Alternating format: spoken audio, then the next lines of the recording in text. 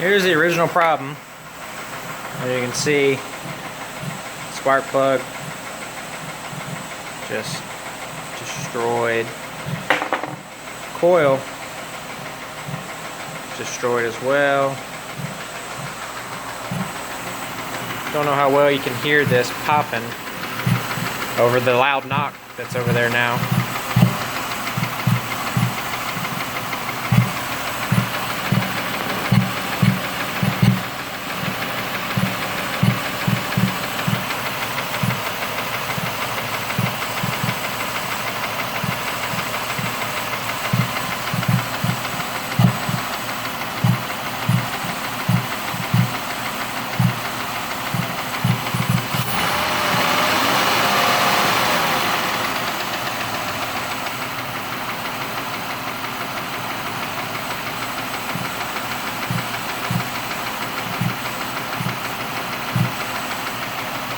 Also, this knock sounds like it's coming from back here somewhere.